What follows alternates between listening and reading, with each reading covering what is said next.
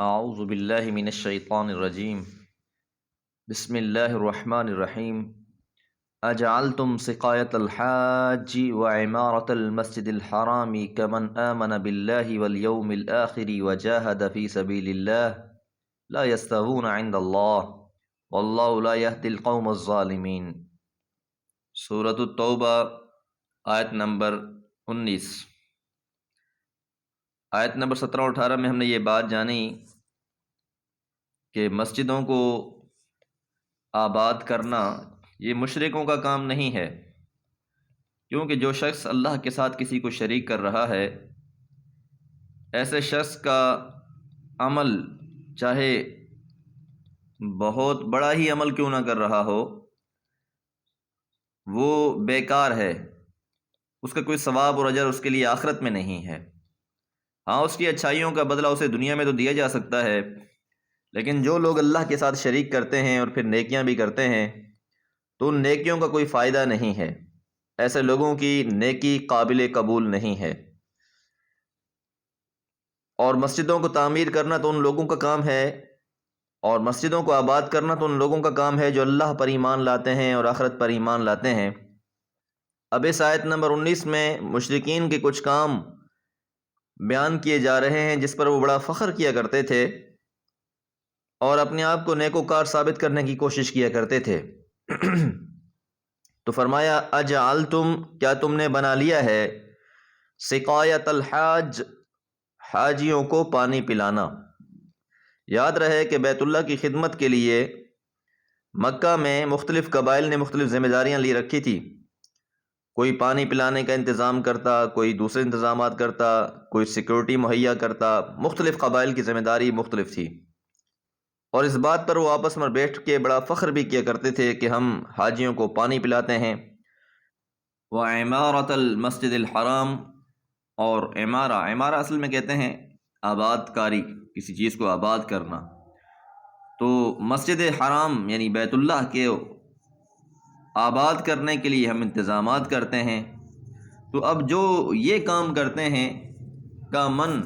کیا ہو سکتے ہیں اس شخص کی مانند آمن باللہ، جو ایمان لایا ہے اللہ پر، والیوم الآخر، اور آخرت کے دن پر، وجاہد، اور اس نے جہاد کیا، فی سبیل اللہ، اللہ کی راہ میں۔ حضرت نعمان بن بشیر رضی اللہ تعالیٰ عنہ بیان کرتے ہیں کہ میں نبی کریم صلی اللہ علیہ وسلم کے پاس آپ کے اصحاب کی ایک جماعت میں بیٹھا ہوا تھا کہ ایک آدمی نے کہا اسلام لانے کے بعد حاجیوں کو پانی پلانے کے علاوہ میں کوئی اور کام نہ کروں تو مجھے کوئی پرواہ نہیں۔ دوسرے نے کہا مسجد حرام کی آباد کاری یعنی اسے آباد کرنا، اور ایک نے کہا کہ جہاد فی سبیل اللہ۔ یہ جمعے کا دن تھا، ان کا آپس میں یہ تکرار تھا، تو حضرت عمر رضی اللہ تعالیٰ عنہ نے انہیں باتیں کرنے سے منع بھی کیا اور ساتھ کہا کہ میں تمہارا فیصلہ اللہ کے پیغمبر کے سامنے پیش کر دوں گا، پھر جو وہ فیصلہ کریں۔ تو اللہ تعالیٰ نے یہ آیت مبارکہ نازل فرمائی، اجعلتم سقایت الحاج وعمارۃ المسجد الحرام کمن آمن باللہ والیوم الآخر۔ امام مسلم رحمہ اللہ نے اس حدیث کو بیان فرمایا ہے۔ تو سب سے بنیادی اور اصل بات یہ ہے کہ سب سے پہلے تو انسان اللہ کی ذات پر ایمان لائے اور پھر اس کے ساتھ اس کو کوئی شریک نہیں اور نہ کسی کو شریک بنائے، اور پھر آخرت پر ایمان اور پختہ ایمان، یقین والا ایمان، اور پھر اللہ کی راہ میں جہاد، وجاہدہ، اور اس نے جہاد کیا، فی سبیل اللہ، اللہ کی راہ میں۔ یہ اصل بڑے کام ہیں، بڑی نیکی کے کام ہیں۔ تو فرمایا لا یستوون عند اللہ، نہیں برابر ہو سکتے اللہ کے پاس، اللہ کے نزدیک یہ کبھی برابر نہیں ہو سکتے۔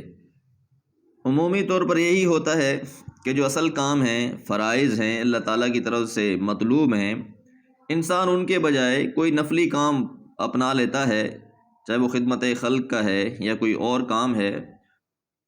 تو وہ یہ سمجھنا شروع کر دیتا ہے کہ میں تو بہت بڑی نیکی کر رہا ہوں۔ یاد رہے کہ یہ نیکیاں جتنے بھی ہیں جسے ہم نافلۃ کہتے ہیں، نفلی نیکیاں، یہ فرائض کے بعد کارآمد ہیں، ایمان اور عمل صالح کے بعد،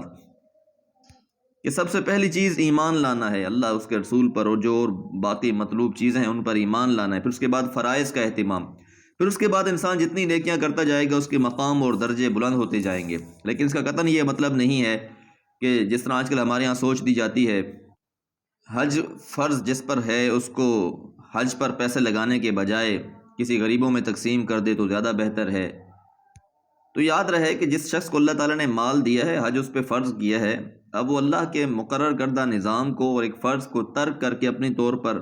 صدقہ اور خیرات کر دے گا، نفلی نیکی کر لے گا، تو یقیناً یہ اس کے متساوی نہیں ہو سکتا۔ تو اسی طرح یہ لوگ بھی جو کام کیے جا رہے تھے، اللہ نے فرمایا کہ لا یستوون، یہ برابر نہیں ہو سکتے عند اللہ، اللہ کے نزدیک۔ واللہ، اور اللہ تعالیٰ، لا یہدی، نہیں ہدایت دیتا، القوم الظالمین، ایسی قوم کو جو ظلم کرنے والے ہیں۔ اور ظلم سے یہاں پر مراد شرک ہے، اور قرآن مجید میں بہت سے جگہوں پر لفظ ظلم شرک کے معنی میں استعمال ہوا ہے، کہ جس طرح یہ لوگ اللہ کے ساتھ شریک کیے جا رہے ہیں، مختلف مورتیاں اور مجسمے انہوں نے بیت اللہ میں بنا کے رکھ رکھے ہیں،